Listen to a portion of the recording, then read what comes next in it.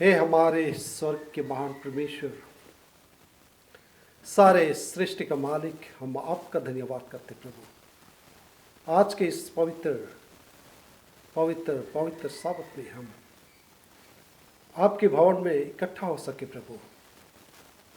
पवित्र साबत के आशीष से हमें भर दे। इस समय जबकि हम आपके पवित्र डिवाइन सर्विस में उपस्थित हुए हैं, हम में से प्रत्येक जन के साथ हो, ताकि जो भी आपकी पवित्र रूपी वचन हम बांटेंगे, पवित्र रूपी वचन रूपी इस आत्मिक भोजन हम परोसेंगे प्रभु, हमारे बोले और आपकी वचन हो प्रभु, ताकि हम सब के लिए आत्मिक आहार हो पाए, कि हम प्रभु में अपने विश्वास को मजबूत करते हुए तेरे राज के लिए भी हम तैयार हो पाए।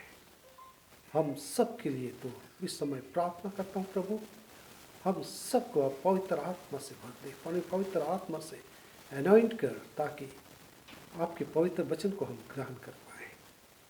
पाप अपराध और गुनाह को आप क्षमा कीजिए, क्योंकि हमने ये प्रार्थना यीशु मसीह के नाम से मांगते हैं, सब और स्वर्गराज में ग्रहण कर। आमीन।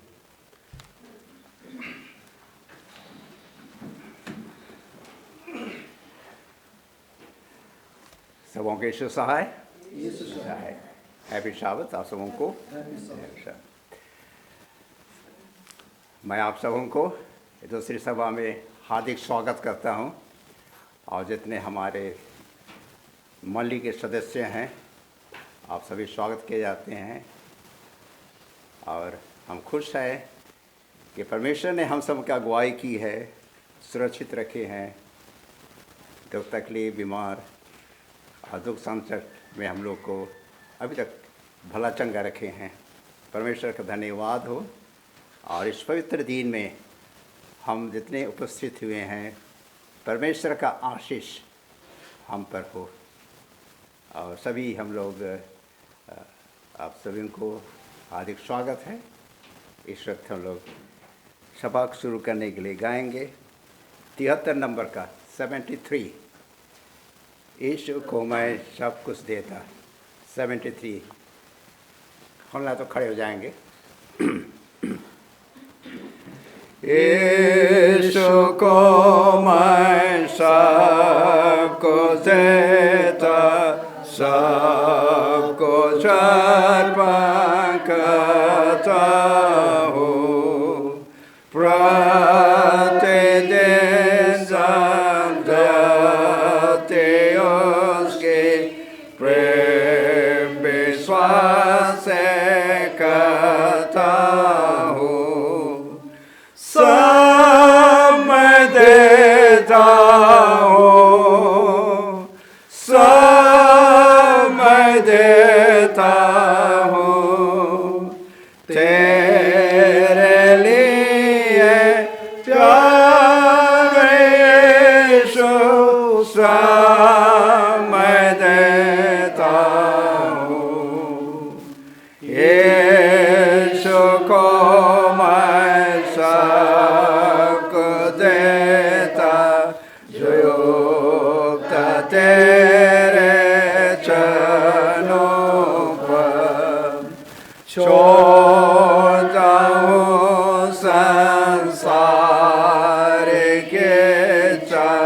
जो में आराधना कर, सब मैं देता हूँ, सब मैं देता हूँ, तेरे लिए प्यारे यीशु, सब मैं देता हूँ, यीशु को मैं सब कुछ देता, मुझे अपना कर प्रभु, हो पवित्र आत्मा सच्ची देता हूँ।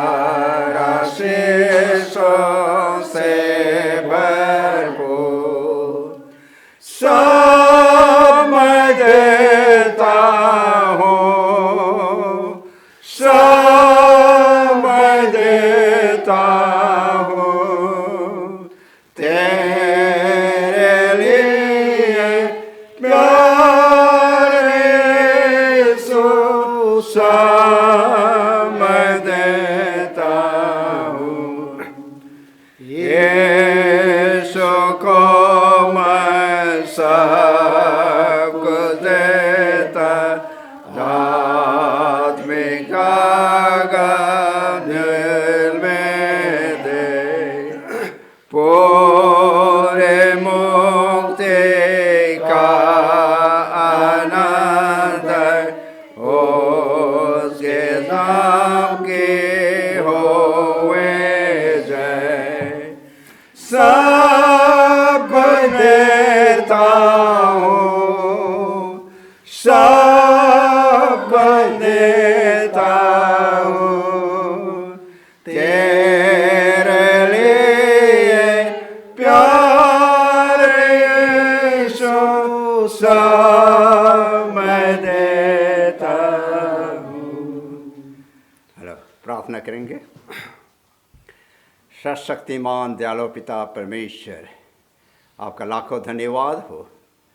और इस वक्त हम लोग गीत गाए सब कुछ मैं देता हूँ। अभी हम सभी को अपने आप को आपके हाथों में समर्पण कर देते हैं। हम सब के मनों को हृदयों को खोलिए और जैसे हम एक पापी मनुष्य हैं, हमारे पाप गुनाहों को आप क्षमा कर दीजिए। हम विश्वास के साथ आपके जो महान बलिदान को हम याद करते हैं कि आपने हम सबों के लिए अपना जान दे दिया ताकि हम सब को उद्धार पा सके। प्रार्थना करते हैं कि इस वक्त इस पवित्र भवन में जैसे हम उपस्थित हुए हैं, आपके दास पास्टर मौर जी के साथ हुए, आपका वचन हो और उनका मुँह हो, ताकि जो वचन सुनेंगे और उसके अनुसार अपने जीवन में हम लागू कर सकें। हम सब के साथ हो और हमारे मंडली के हर एक सदस्यों के साथ हो, हर एक परिवार के साथ हो और उनके कामों में आपने आशीष दी है, आगे भी आशीष दीजिए। आने जाने में आप सब उनको सुरक्षित रखे हैं और घर द्वार जितने भी आपने उनको आशीष दिए हैं। और हम प्रशंसा और धन्यवाद आपको देते हैं ताकि हम आपके दूसरे आगमन के लिए हम अपने आप को तैयार कर रहे हैं। हम सबों के साथ अगुवाई कीजिए और इस वक्त आज के दिन में जितने कोई बड़े छोटे झुंड हो करके आपकी उपासना आराधना कर रहे हैं, सबों के साथ हो, सबों को शब्द का आशीष मिले। हम सब का अपराधों को क्षमा कर दीजिए। यीशु ख्रिस्ट के नाम से मांगते हैं, सुन और ग्रहण कर दीजिए। आमीन। और जैसा पहले भी मैं सूचना दी थी कि ये उपहार जो आरो ने हमसे दिए और ये उपहार के लिए, और यहाँ आप लोग सब नहीं देख सकते हैं लेकिन वो ढका हुआ है। यहाँ पर सामने है, पीछे में भी है, पीछे में है एयर कूलर 2 है, सब टेस्ट किया होगा। यहाँ पर पंखा है स्टैंड वाला। तो हम लोग सबसे पहले परमेश्वर धन्यवाद दे, क्योंकि जो इनको दिए हैं उनके मन में काम किए और वे हम सबों के लिए दिए हैं। तो इसी कारण हम लोग उसके लिए धन्यवाद देंगे, प्रार्थना करेंगे ताकि ये आशीषित काम हो, ये सुरक्षित के साथ आशीष हमें मिले और हम उसको अच्छे से व्यवहार करें। तो इस वक्त मैं हमारे पास्टर को प्रसान बुलाता हूँ और इसके लिए प्रार्थना करेंगे। तो सबके खड़े जाएंगे। अब कुछ बोलना है आपको? सबसे पहले हम परमेश्वर का धन्यवाद करते हैं, उस महान परमेश्वर। मैं बहुत बार इस चर्च में बोला हूँ, ये हमारा इस भाग्यराम चर्च बहुत आशीषित चर्च है। ये चर्च में आप सब ने हाथ बटाए हैं, सहभागिता की है। जैसे इतना सुंदर इसका सीलिंग, वो भी किसी ने हमें प्रोवाइड किया। चेयर और बहुत सारे चीज़ है ना, साउंड सिस्टम से लेकर बहुत सारे चीज़। ये परमेश्वर की अगुवाई में परमेश्वर ने लोगों को उभारा और इस चीज की जरूरत को पूरा किया है। वैसे ही 3 तारीख को मैं याद करता हूँ, इसी महीने का 3 तारीख, जब यहाँ पर पहला साबत हम लोग बिताए और हमारे बीच में हमारे president sir pastor Thomson sir भी आए हुए थे। उसी समय उन्होंने हमारे जो एक शख्स बोलूँगा, एक परमेश्वर का दास बोलूँगा, एक परमेश्वर के प्रति फेथफुल रहने वाले विश्वासी बोलूँगा, उसको उन्होंने रिक्वेस्ट किया और मेरे सामने ही कि यहाँ गर्मी में यहाँ के लोगों के लिए तकलीफ़ होता है, एक अगर एसी आप एक प्रोवाइड कर पाएंगे। उन्होंने तुरंत राजी हो गया, जरूर करेंगे हम, आप बोल दिए हो जाएगा। मैं तहे दिल से हमारे भगील राम चर्च की ओर से हम उन्हें हार्दिक दिल से धन्यवाद देना चाहते हैं। और वो शख्स और कोई नहीं था, एल्डर विक्टर सिंह, जो कि मैडम की लड़का मिसेस सिंह का बेटा, बड़ा बेटा।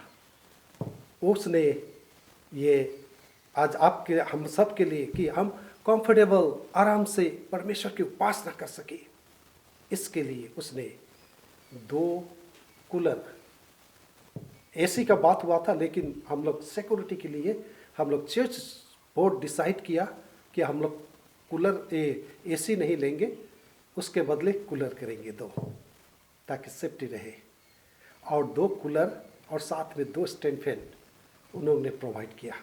हम उन्हें हार्दिक दिल से धन्यवाद करते हैं। साथ में हमारे प्रेसिडेंट सर को भी हम लोग धन्यवाद करते हैं।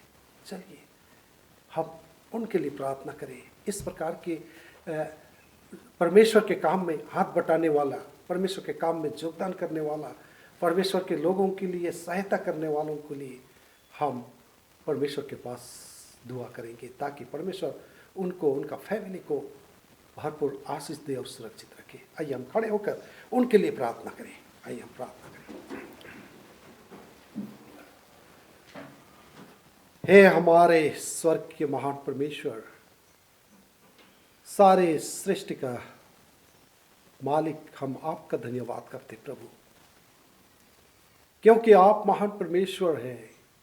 बहुत ही धन्यवादी है प्रभु हमारे इस भगील राम जोत मंडली के लिए। प्रभु आपने इस मंडली को भरपूर आशीर्वाद किया है और तू चाहता है प्रभु कि इस मंडली के लोग तुझसे जुड़ के रहे, तेरी उपासना करे, तेरी महिमा करे, तेरी आराधना करे, तेरी स्तुति करे इस भावन में आनंद के साथ और आराम के साथ। प्रभु इसीलिए आपने हमारे इस चर्च के लिए, जबकि गर्मी के महीना में बहुत गर्मी है, और इससे राहत देने के लिए आपने तेरे लोगों को उभारा है, ताकि हम सब के लिए आपकी उपासना में किसी भी प्रकार की बाधा विद्वान ना हो। इसलिए प्रभु आपने उन्हें उभारा है। और आज हमारे इस मंडली के लिए 2 कूलर, 2 स्टैंड फैन उन्होंने प्रोवाइड किया है। हम भगील राम मंडली के लोग, हम सदा उनके लिए आभारी हैं प्रभु, उनका धन्यवाद करना चाहते हैं प्रभु इस समय, क्योंकि आपकी अगुवाई में उन्होंने हमें ये प्रोवाइड किया है। हम प्रार्थना करते हैं एल्डर विक्टर सिंह के लिए प्रभु, आप उनके साथ होइए प्रभु, उनके परिवार को आप आशीर्वाद कीजिए, हर चीज में सहायता मदद कीजिए प्रभु, क्योंकि आपकी सेवा के लिए, आपके सेवकाई के लिए, आपके अगुवाई के लिए, आप में मजबूत होने के लिए उन्होंने इस प्रकार का दान करते हैं प्रभु। उन्हें इस मन, जो बड़प्पन की मन आपने दिया है प्रभु, हम प्रार्थना करते हैं उस परिवार को आप बहुत ऐसे आशीष दीजिए, किसी भी चीज़ का घटी कमी ना होने दे प्रभु। उनके परिवार को आशीर्वाद किए, उनके बल बच्चों को आशीषित कीजिए प्रभु, ताकि वे परिवार आपकी महिमा और आपकी सेवा और आपकी आराधना करते हुए तेरे उस राज के लिए तैयार हो पाए। हम प्रार्थना करते हैं और आपका धन्यवाद करते हैं प्रभु।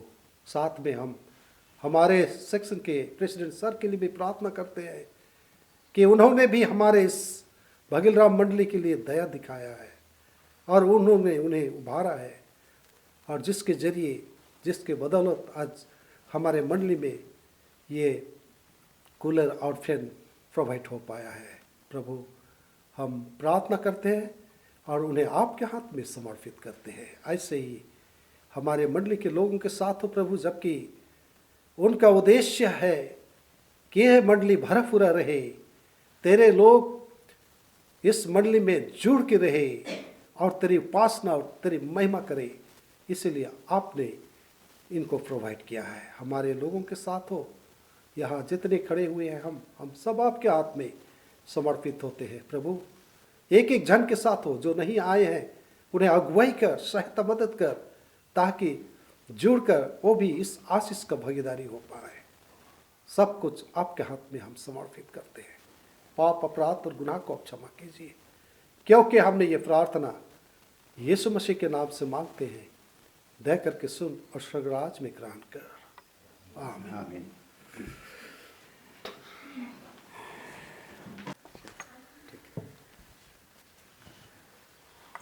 सब उनको हैप्पी साबत। यीशु है। हम परमेश्वर का धन्यवाद करते हैं आज के इस पवित्र साबत में कि हम तेरे लोग उसके भवन में उपस्थित हो सके हैं। बहुत ही खुशी और आनंद का समय होता है जब हम परमेश्वर के निकट आते हैं। आज मैं खास आप सबको धन्यवाद देना चाहता हूँ कि आप सब ने समय अनुसार परमेश्वर की उपासना के लिए उसके भवन में आ सके हैं। हमारे पास जैसे अभी 12:45 होने जा रहा है, मैं कोशिश करूँगा छोटा बोलने के लिए, ताकि हम छोटे वचनों में से अध्ययन करके परमेश्वर के नज़दीक आ सकें। आइए हम पवित्र वचन को पढ़ने से पहले छोटी सी दुआ करें। आइए हम प्रार्थना करें। स्वर्ग के महान परमेश्वर, हम आपका धन्यवाद करते हैं इस समय जबकि आपके पवित्र वचन को अध्ययन करेंगे। पवित्र आत्मा दीजिए, पवित्र आत्मा से छूइए हमें, ताकि हम इसको समझ पाएँ। आपके हाथ में समर्पित होते हैं, यीशु ख्रिस्त के नाम से मांगते हैं। सुन और स्वर्गराज में ग्रहण कीजिए। आमीन। पवित्र वचन में से मैं शुरुआत करने मांगता हूँ, जो कि दानियल का किताब। ये आज मैं थोड़ा सा आपको प्रोफेसाइट इसका दोनों मिला के, जैसे दानियल और प्रकाशित वाक्य, ये हम मसीहों के लिए कितना मायने रखता है, ये फ्यूचर में क्या होने वाला है, ये सारी चीज़ को दर्शाता है। उसी के संदर्भ में आज मैं आपसे कुछ समय के लिए वार्तालाप करना चाहता हूँ। पवित्र शास्त्र बाइबल में से आप मेरे साथ खोल सकते हैं दानियल की किताब 2 अध्याय और उसका 20 से 22 पढ़ना चाहता हूँ। दानियल 2 अध्याय और 20 से 22 यहाँ कहता है, परमेश्वर का पवित्र वचन में, परमेश्वर का नाम युगानुयुग धन्य है, क्योंकि बुद्धि और पराक्रम उसी के हैं। समयों और रीतियों को वही बदलता है, राजाओं का अस्त और उदय भी वही करता है। शायद सबको ठंडा लग रहा है, शायद मेरे हिसाब से हाँ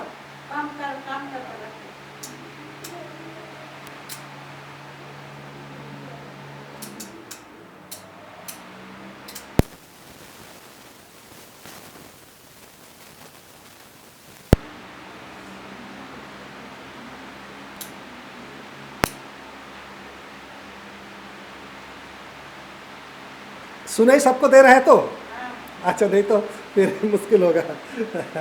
ठीक है, ये पवित्र वचन में हम लोग सीख रहे हैं आज। दानियल की किताब मैंने लिया हो 2 अध्याय। यो तो इसमें प्रोफेसी का वचन है दानियल को नबूकदनेस्सर राजा को परमेश्वर ने दर्शन दिया था। और क्या है बोलते, मैं उस स्वप्न को नहीं बताने मांगता हूँ, स्वप्न में नहीं जाना चाहता हूँ, लेकिन खास चीज आपके साथ शेयर करना चाहता हूँ कि परमेश्वर जो कि आज हमारे ऋषि का इस बार का 5 साल के लिए 5 इयर्स के लिए एक थीम रखा है जीसी ने। किसी को मालूम है क्या थीम है? जीसी ने जो थीम रखा है, Jesus is coming I will go. Yeshu Masih आ रहा है, मैं जाऊंगा। ये बहुत अच्छा थीम। यीशु मसीह आ रहा है, मैं जाऊंगा। आज मैं थोड़ा सा उसी के संदर्भ में बोलना चाह रहा हूं कि यीशु मसीह के आने से पहले हमें परमेश्वर ने सारे चीज को दर्शा दिया है, सारे चीज को दिखा दिया है, उसका आने से पहले क्या होगी। यहाँ इसीलिए दानियल को परमेश्वर ने दर्शन के जरिए दिखा दिया है। यहाँ कहता है 20 में जो हम लोग पढ़े, परमेश्वर का नाम युगानुयुग धन्य है, क्योंकि बुद्धि और पराक्रम उसी का है। बुद्धि देने वाला परमेश्वर है, दर्शाने वाला परमेश्वर है, समयों और रीतियों को वही बदलता, राजाओं का अस्त और उदय भी वही करता है। और फिर कहता है बुद्धिमानों को बुद्धि और समझ वालों को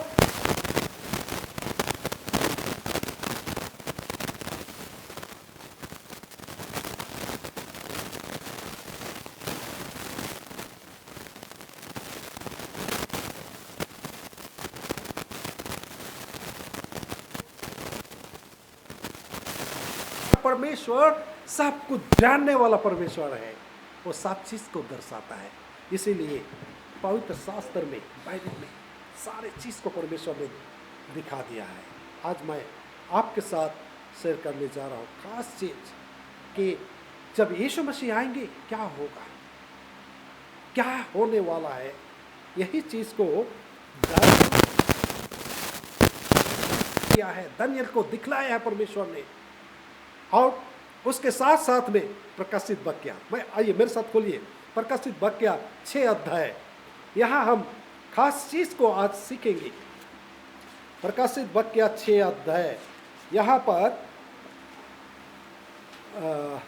प्रकाशित वाक्य 6 अध्याय और उसका 12 से मैं पढ़ूंगा, 12 से 17। यहाँ कहता है पवित्र वचन में, जब उसने 6वीं मुहार खोली तो मैंने देखा कि एक बड़ा भूकंप हुआ और सूर्य कमल के समान काला और पूरा चंद्रमा लहू के समान हो गया। आकाश के तारे पृथ्वी पर ऐसे गिर पड़े जैसे बड़ी आंधी से हिलकर अंजीर के पेड़ में से कच्चे फल झड़ते हैं। आकाश ऐसा सरक गया जैसा पत्थर लपेटने से सरक जाता है, और हर एक पहाड़ और टापू अपने अपने स्थान से टल गया। तब पृथ्वी के राजा और प्रधान और सरदार और धनवान और सामर्थी लोग और हर एक दास, हर एक स्वतंत्र पहाड़ों की खोंग में और चट्टानों में जा छिपे, और पहाड़ों और चट्टानों से कहने लगे, हम पर गिर पड़ो और हमें उसके मुंह से जो सिंहासन पर बैठा है और मेमने के प्रकोप से छिपा लो, क्योंकि उनके प्रकोप का भयानक दिन आ पहुंचा है। अब कौन ठहर सकता है। मेरे प्रिय लोगों, ये जस्ट यीशु मसीह का दूसरे आगमन का पहले कड़ी है। जब यीशु मसीह आएंगे उस समय ये घटना घटेगी जो इसमें दिया गया है प्रकाशित वाक्य में। ये झूठा नहीं है, सच्चा है। इसीलिए आज मैं आपके साथ यही चीज को शेयर करना चाह रहा हूं कि उस भयंकर समय में कौन खड़ा रह सकता है उसके सामने। Who shall be able to stand when Jesus come? कौन उस समय खड़ा हो सकता है, कौन लोग खड़ा रह सकते हैं उस कठिन समय में। क्योंकि पवित्र वचन में हम लोग पाते हैं, जो कि और एक बात को मैं पढ़ूंगा, जो जोएल का किताब, जोएल 2 अध्याय और उसका 10 पद में कहता है। जोएल आपको दानियल के बाद होशे, जकरिया, होशे के बाद ही जोएल है। होशे के बाद जोएल है। जोएल 2 अध्याय का अगर हम 10 पद में पढ़ते हैं तो यहाँ पवित्र वचन में कहता है उनके आगे पृथ्वी कांप उठती है। इससे भयंकर दिन का जिक्र है। जब हम सुनते हैं कि उनके आगे पृथ्वी कांप उठती है और आकाश थरथराता है, सूर्य और चंद्रमा काले हो जाते हैं और तारे नहीं झलकते हैं, तो किसका क्या बोलते हैं, डर लग दो दिन, भयंकर दिन, जिसका शायद आप महसूस किए हैं। जब भूकंप होता है क्या होता है, जब भूकंप होता है आप जान सकते हैं, जब भूकंप होता है कांपता है, कैसा लगता है, बहुत डर लगता है ना, बहुत डर लगता है। मैं याद करता हूँ जब हम उस समय डांगी में थे, मैं बाहर खड़ा था, एक पपीता पेड़ था, याद करता हूँ मैं, जब भूकंप आया पपीता का पेड़ ऐसा हिल रहा है, मैं बोला कौन हिला रहा है इतना जोर, मैं भी हिल रहा हूँ पूरा। और उसी समय नेपाल में, मैं याद करता हूँ, नेपाल में भूकंप हुआ था, बहुत भयंकर, बहुत लोग मर गए, बहुत चीज़ धस नाश हो गया भूकंप। यहाँ बोलता है पवित्र वचन में कह रहा है ऐसा प्रकोप, उससे भी भयंकर दिन, जिसमें लोग कहाँ जाएंगे, पहाड़ की खो में छिपने जाएंगे, है ना। हम लोग दानियल के किताब में पढ़े, पहाड़ की खो में छिपने जाएंगे।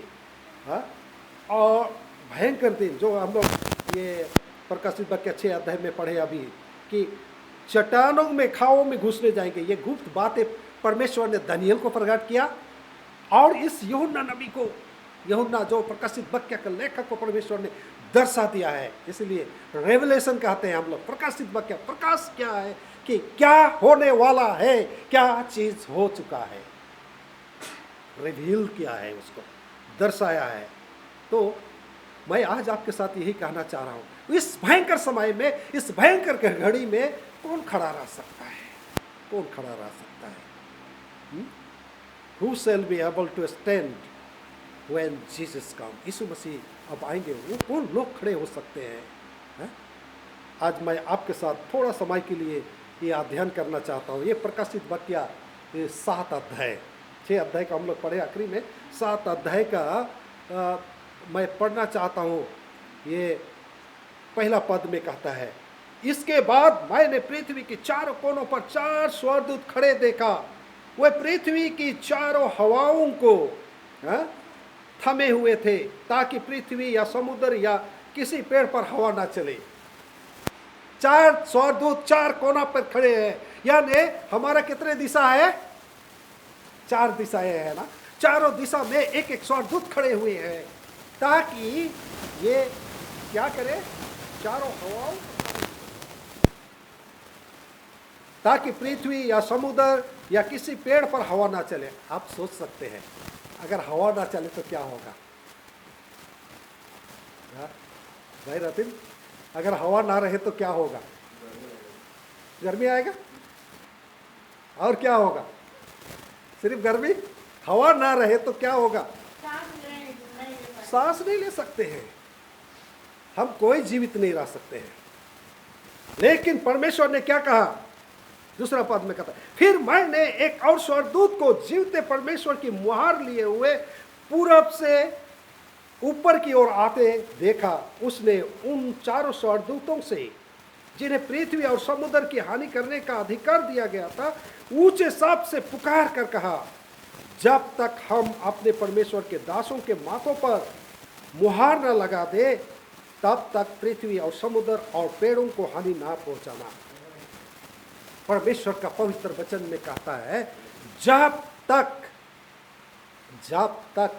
क्या कहता है, जब तक अपने परमेश्वर के दासों के माथे पर क्या, कैसे मुहर लगाएंगे, क्या हम वो जो ये करते हैं, मुहर लगाते हैं, ठेप्पा, ये मुहर मारते हैं, क्या वैसा मुहर माथे पर लगाया जाएगा सबका। यहाँ परमेश्वर का वचन कहता है ना, परमेश्वर के दासों के माथे पर मुहर ना लगा दे, तब तक पृथ्वी और समुद्र और पेड़ों को हानि ना पहुंचा। मतलब ऐसा मुहर जो आनंद जीवन का मुहर, जो बचाने वालों का मुहर, परमेश्वर खुद उन लोगों को जो प्रभु पर विश्वास करके स्थिर है, उनको बचाने के उपाय कर ले। परमेश्वर उनके ऊपर मुहर देगी। क्या बोलता है, जिन पर मुहर दी गई मैं उनकी गिनती सुनी और इसराइल की संतानों के सब गोत्रों में से 1,44,000 पर मुहर दी गई। आज मैं आपके साथ स्टडी करना चाहता हूँ 1,44,000, 1,44,000 लोग, वही लोग उस समय खड़े हो सकते हैं। वो लोग कैसे लोग होंगे? 1,44,000 लोग कौन लोग है?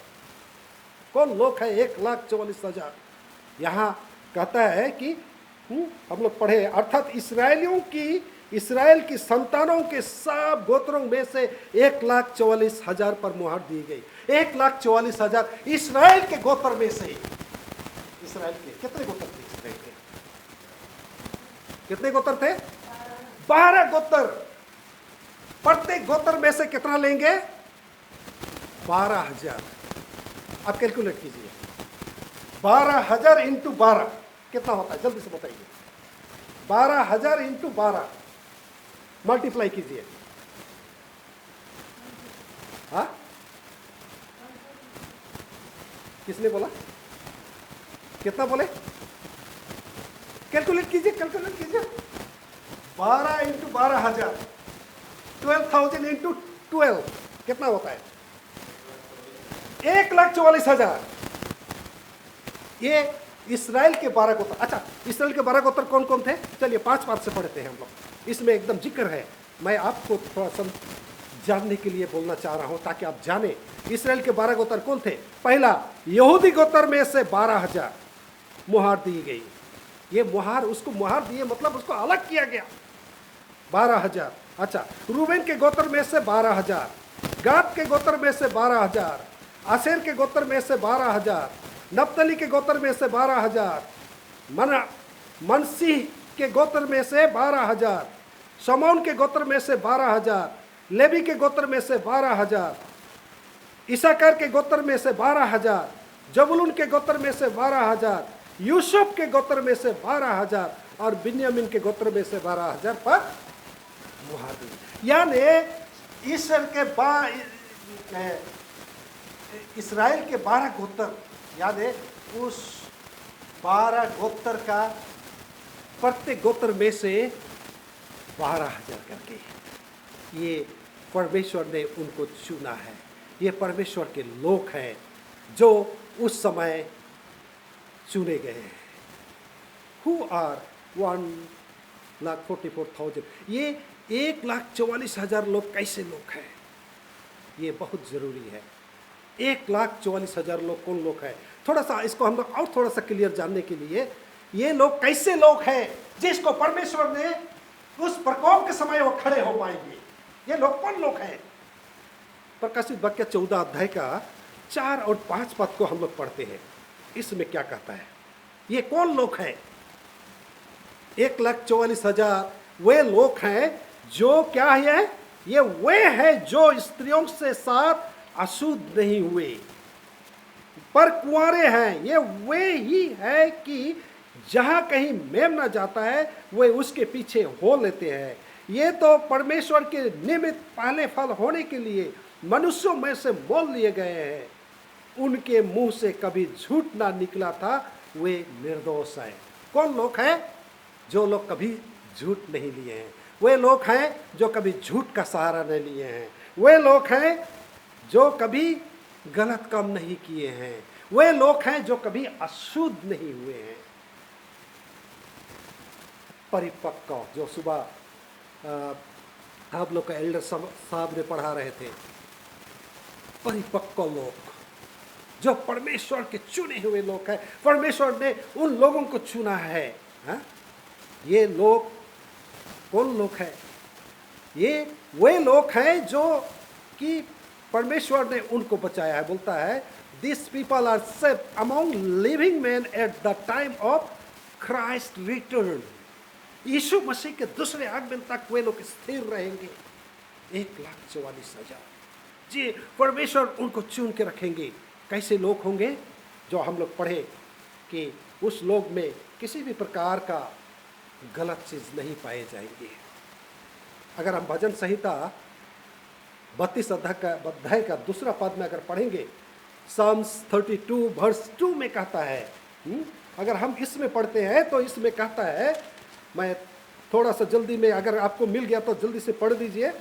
भजन संहिता 32 अध्याय और उसका दूसरा पद में क्या कहता है?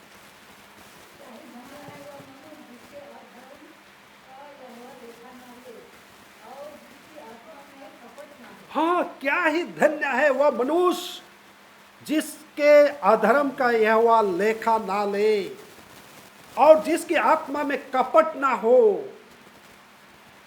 ये वे लोग हैं, 1,44,000 में सम्मिलित वे लोग हैं जिसका हृदय में किसी भी प्रकार का कपट नहीं है। हम स्वर्ग जाना चाहते हैं, अगर हम कपट लेके रहेंगे हम स्वर्ग नहीं जा सकेंगे। जिसका हृदय में किसी प्रकार का कपट ना हो। और एक पद का पढ़ दीजिए, सपन्या का किताब आपको मिलेगा। हबक्कुक के बाद मीका, नहूम, हबक्कुक के बाद है सपन्या। इंग्लिश में बोलता है जफनिया 3:13 में यहाँ कहता है, सपन्या का 3 अध्याय और उसका 13 पद में अगर पढ़ेंगे तो यहाँ कहता है वे लोग हैं जो जिसमें किसी भी प्रकार का कुटिलता नहीं पाएगी। को किस गोष्ठी से है? इस्राएल की गोष्ठी से। इस्राएल लोगों के साथ बोलता है, इस्राएल के बचे हुए लोग ना तो कुटिलता करेंगे और ना झूठ बोलेंगे और ना उसके मुंह से छल की बातें निकलेगी। वे चरेंगे और विश्राम करेंगे और कोई उनको डराने वाला ना होगा। मेरे प्रिय लोग, परमेश्वर का पवित्र वचन कहता है इस्राएल के बचे हुए। इस्राएल कौन है? आज हम लोग क्या कहते हैं? वी आर इस्राएल। हम लोग क्या बोलते हैं? हम लोग आत्मिक इस्राएल है। इस्राएल लोग, हम आत्मिक इस्राएल है और हम उसकी दूसरे आगमन की बाट जोते हैं, वो जोने वाले लोग हैं। हम आत्मिक इस्राएल है, हम स्वर्गराज के लिए तैयारी हो रहे हैं। तो यहां कहता है इस्राएल के बचे हुए लोग ना तो कुटिलता करेंगे। मेरे प्रिय लोग, जब हम प्रभु में हैं, अगर हम में कुटिलता है, हम स्वर्गराज के अधिकारी नहीं होंगे। कुटिलता करेंगे और ना झूठ बोलेंगे। परमेश्वर झूठ को भी पसंद नहीं करता है। झूठ बोलने वाला, हम कभी कभी छोटा में भी झूठ बोल देते हैं। ये याद रखिए, छोटा में भी हमें झूठ नहीं बोलना है। अगर हम झूठ बोलते हैं, हम स्वर्गराज के अधिकारी नहीं होंगे। एकदम क्लियर यहाँ बोलता है। और ना उनके मुंह से छल की बात ही निकलेगी। अगर हम छल भी करते हैं, कपट करते हैं, छल कपट करते हैं, हम स्वर्गराज से भागीदारी हो जाए। भले हम जितना भी फेथफुली हम दिखाएं, लेकिन अगर छल और कपट अपने जीवन में है, अपने हृदय में है, हम स्वर्गराज के भागीदार नहीं हो पाएंगे। क्योंकि यहाँ कहता है 1,44,000 लोग वे लोग हैं जिसमें ये चीज़ नहीं था। छल कपट, निंदा, डाह, झूठ कुछ भी नहीं था। ये लोग को परमेश्वर के जब यीशु मसीह आएंगे उस समय ये लोग स्टैंड हो पाएंगे, खड़े रह पाएंगे। इसीलिए बोलता है कि ये नंबर जो दिया गया है 1,44,000 लोग जो परमेश्वर के सामने खड़े होंगे। और अगर हम नए नियम में और एक पद को पढ़ेंगे तो वहाँ भी क्लियर कहता है। इफिसी का किताब 5 अध्याय का 27 पद में कहते हैं कि वे लोग कैसे लोग होंगे। यहाँ बहुत अच्छा इफिसी का किताब में भी कहता है। अगर किसी का मिला तो पढ़ दीजिए इसको भी जल्दी से। इफिसी 5 अध्याय और उसका 27 पद में कहता है, और उसे एक तेजस्वी कलीसिया बनाकर उसके पास खड़ी करे, जिसमें ना कलंक, ना झुरी, ना कोई और ऐसे वस्तु हो, वरन पवित्र और निर्दोष हो। जो आज हम सब स्कूल में भी सीख रहे थे, वैसा कलीसिया परमेश्वर खड़ा करना चाहता है। ऐसे लोग को खड़ा करना चाहता है जिसमें कान क्या ना हो। कलीसिया का मतलब कौन है? आप और हम है ना। कलीसिया, ऐसा कलीसिया, ऐसे लोग जिसमें क्या ना हो, बोलता है जिसमें ना कलंक, किसी भी प्रकार का कलंक ना हो, ना झुरी, ना कोई ऐसी वस्तु हो, वरन पवित्र और निर्दोष हो। परमेश्वर चाहता है कि तेरे परमेश्वर के लोग पवित्र बने, है ना। प्रकाशित वाक्य पहला पतरस 1 अध्याय का अगर 15-16 में पढ़ेंगे तो वहाँ कहता है, जैसा मैं पवित्र हूँ, जैसा मैं बुलाने वाला पवित्र हूँ, वैसे तू भी पवित्र बनो।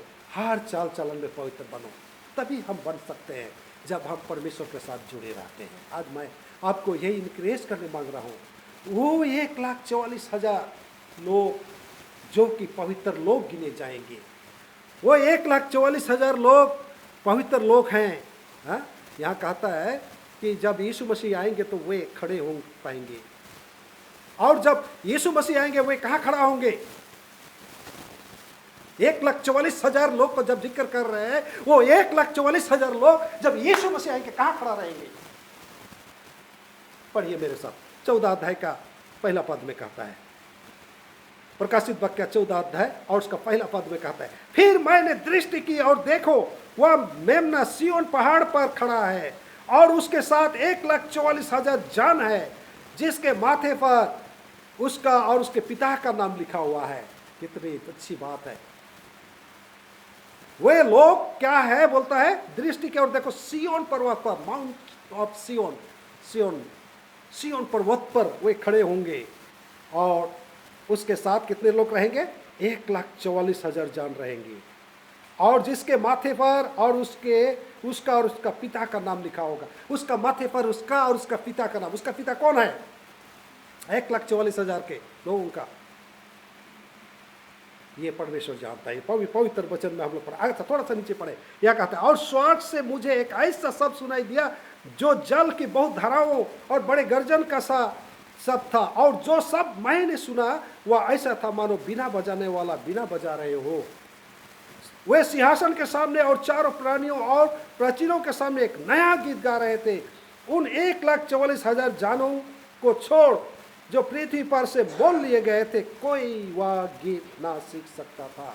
मेरे प्यारे लोगों, वो 1,44,000 लोग एक नई गीत गा रहे थे। हम नहीं जानते हैं वो कौन सा भाषा से गा रहे थे, शायद स्वर्गीय भाषा से, क्योंकि उसका जो भाषा, उसका जो गाना का बोल था, जिस गाना को गा रहे थे, पृथ्वी के लोग जो मोल लिए गए थे वे लोग नहीं समझ पाए और ना कोई गा सकते थे। आज जब हम गाना गाते हैं, किताब खोलते हैं, गाते हैं, लेकिन वो ऐसा भाषा, ऐसा शब्द से गाएंगे जो कोई नहीं गा सकता था, सिर्फ परमेश्वर जानता था। परमेश्वर का भाषा यानी उस स्वर्गीय भाषा से वे लोग गीत गाएंगे। आमीन, है ना? स्वर्गीय भाषा से वे लोग गीत गाएंगे। परमेश्वर आज आपको और हमको यही कहना चाह रहा है कि वे परिपक्व लोग, परमेश्वर चाहता है कि हम भी परिपक्व बने, हम भी पवित्र बने। 1,44,000 जब मेंशन किया गया है, क्या कि 1,44,000 लोग, सिर्फ 1,44,000 लोग स्वर्ग जाएंगे? जो पवित्र लोग, जो निर्दोष लोग, सिर्फ वही लोग स्वर्ग जाएंगे? अब क्वेश्चन जागता है, 1,44,000 पृथ्वी में कितना लोग हैं? शायद हम गिन नहीं सकते हैं। अगर पूरा पृथ्वी यूनिवर्स को हम गिनती करेंगे, यूनिवर्स में कितने लोग हैं? अनकाउंटेबल, हम गिन नहीं सकते। इतने लोग में से सिर्फ 1,44,000 जाएंगे स्वर्ग? क्या सोचते हैं? 1,44,000 लोग किस स्वर्ग के भागीदारी होंगे? जब हम विश्वास करते हैं, हम चर्च आते हैं, विनती उपासना करते हैं, परमेश्वर के नजदीक आते हैं, परमेश्वर के हाथ में समर्पित होते हैं, उसकी उपासना करते हैं, क्या हम स्वर्ग नहीं जाएंगे? ईश्वर का पवित्र वचन कहता है, मेरे साथ आप पढ़े, हाँ, सिर्फ 1,44,000 जाएंगे स्वर्ग? नहीं। आप पढ़िए मेरे साथ प्रकाशित वाक्य 7 अध्याय, और एक बार पढ़िए प्रकाशित वाक्य 7 अध्याय और उसका 9 पद में कोई पढ़ दीजिए। मैं आपसे पढ़ने मांगता हूं, आप में से कोई पढ़िए, अच्छा से पढ़िए।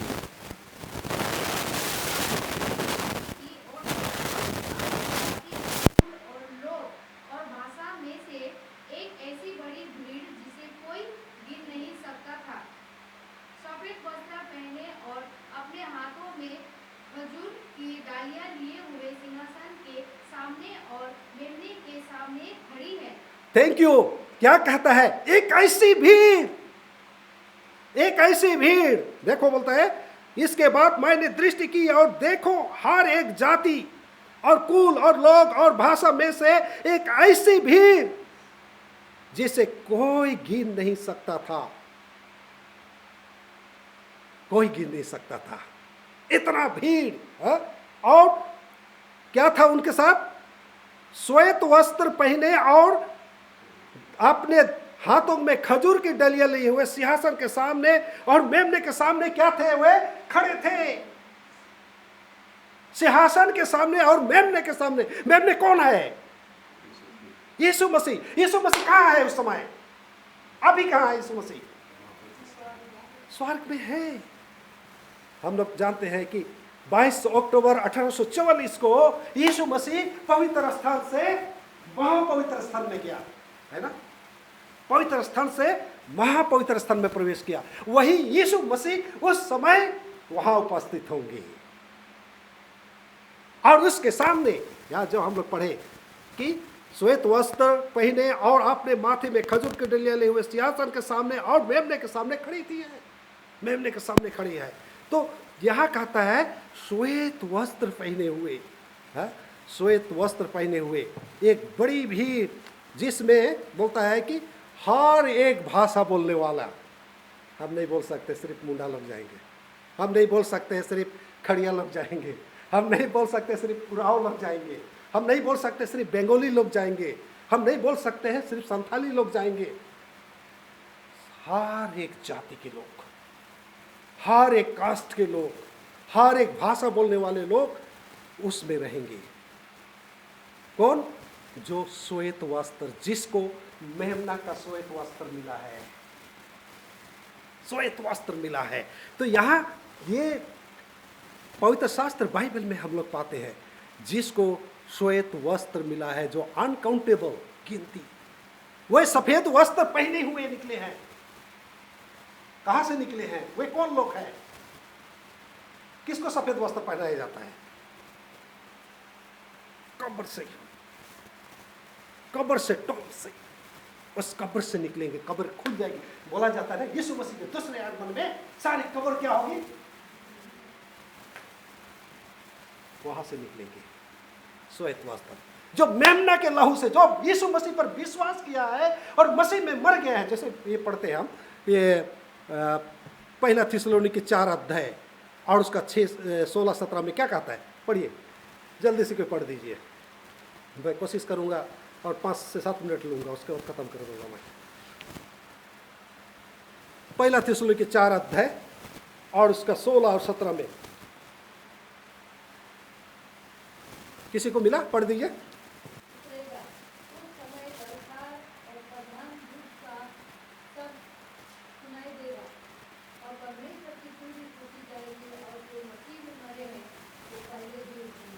सत्रह भी पढ़ दीजिए। तब हम जो जीवित और बचे रहेंगे उनके साथ बादलों पर उठाए जाएंगे कि हवा में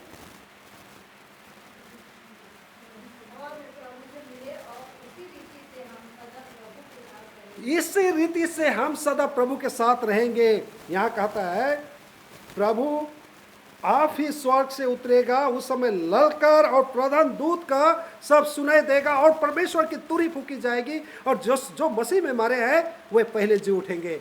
वही श्वेत वस्त्र जो मसीह में मरे हैं, जो प्रभु यीशु मसीह को अपना व्यक्तिगत उद्धारकर्ता मान के और यीशु मसीह के विश्वास में यीशु मसीह को अनुसरण करके जो मरे हैं, वे जी उठेंगे, वे जी उठेंगे। उन्हें वो श्वेत वस्त्र मिलेगी। और कहता है और तब हम जो जीवित और बचे रहेंगे, अगर यीशु मसीह आ जाता है, अगर हम जीवित हैं तो क्या होंगे? हम बदल जाएंगे, हम बदल जाएंगे। और यीशु मसीह परमेश्वर हमें क्या देगा? श्वेत वस्त्र। श्वेत वस्त्र, श्वेत वस्त्र का मतलब क्या है? क्यों कहा गया है श्वेत वस्त्र? श्वेत वस्त्र जो दिया गया है, अनकाउंटेबल भीड़, श्वेत वस्त्र, इसका मतलब क्या है? थोड़ा सा इसको भी हम लोग जानेंगे। जो कि वो भीड़, who are the people of big crowd who wear white clothes, जो सादा कपड़ा पहने थे, वे कौन लोग हैं? थोड़ा सा हम लोग नीचे पढ़ेंगे। मैं थोड़ा सा नीचे पढ़ना चाहता हूँ। यहाँ कहता है 13 पद में, यहाँ कहता है 13-14 में, यहाँ कहता है इस पर प्राचीनों में से एक ने मुझसे कहा, ये श्वेत वस्त्र पहने हुए कौन है और कहाँ से आए हैं? मैंने उससे कहा, हे स्वामी तू जानता है। उसने मुझसे कहा, ये वे हैं जो महाक्लेश में से निकल कर आए हैं। उन्होंने अपने अपने वस्त्र मेमने के लहू में धोकर श्वेत किए हैं। मेरे प्रिय लोग, वे लोग मेमने के लहू से धोकर अपने वस्त्र को श्वेत किए हैं। क्या हम उस भीड़ में हो सकते हैं? क्या हमने अपने वस्त्र मेमने के लहू से धोए हैं? आज हमारे लिए बहुत बड़े क्वेश्चन है, यह व्यक्तिगत प्रश्न है। आप अगर स्वर्ग जाना चाहते हैं, यह व्यक्तिगत है, इंडिविजुअल है। Salvation is a individual work, व्यक्तिगत है। हम अगर विश्वास करते हैं हम स्वर्ग जाएंगे, उद्धार पाएंगे। यदि आप व्यक्तिगत रूप से यीशु मसीह में समर्पित हैं, आप हो सकता है हम 1,44,000 में नहीं हो पाएंगे, लेकिन हम उस भीड़ में जरूर होंगे जो परमेश्वर ने श्वेत वस्त्र दिया है।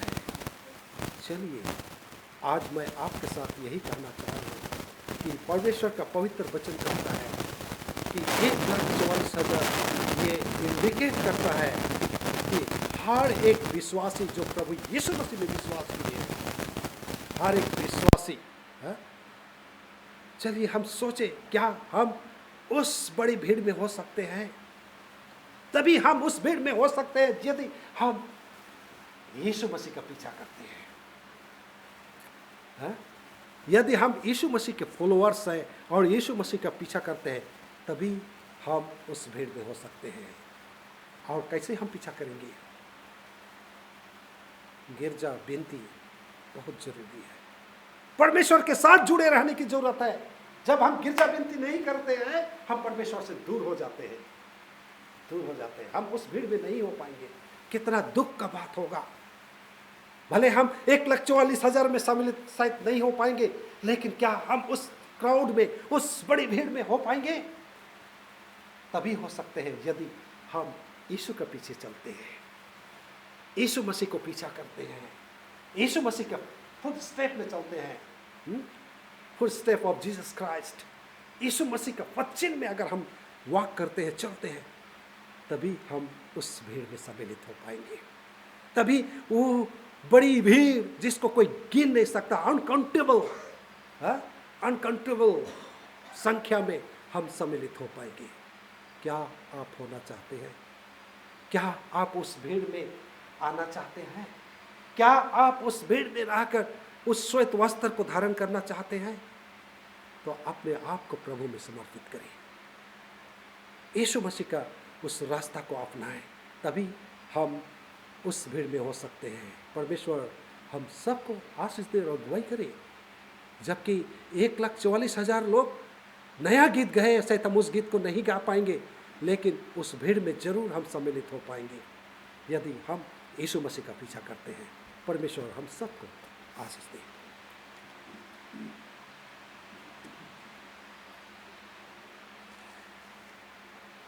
मैं पास्टर को धन्यवाद देता हूँ सुंदर वचन के लिए। और सभा को अंत करने के लिए गाएंगे 64 नंबर का 64, आनंद से बात देखो। 64 नंबर 64, खड़े हो जाएंगे सबके।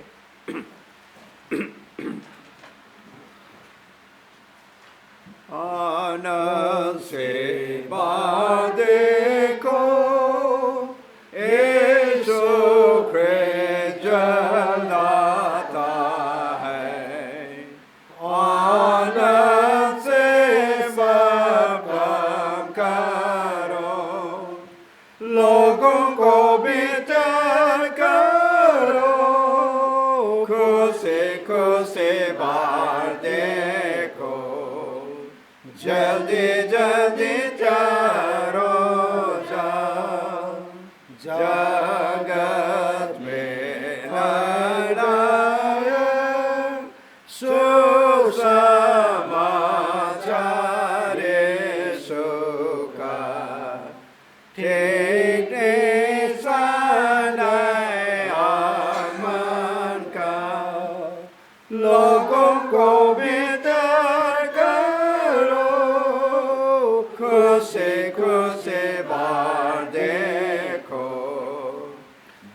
जल्दी जल्दी चारों जाओ, जगत में लड़ाई पहली और दूसरी होगी, ठीक नहीं समय आगमन का, लोगों को बेदार करो, खुशी खुशी बाहर देखो, जल्दी जल्दी चारों जाओ, जगत में ज्ञान भरा, आज लोग घूमते हैं, ठीक समय आगमन का, लोगों को बेदार करो, खुशी खुशी बाहर देखो, जल्दी जल्दी चारों जाओ। आइए हम लोग प्रार्थना करें। हे हमारे स्वर्ग के महान परमेश्वर, सारे सृष्टि का मालिक, हम आपका धन्यवाद करते प्रभु।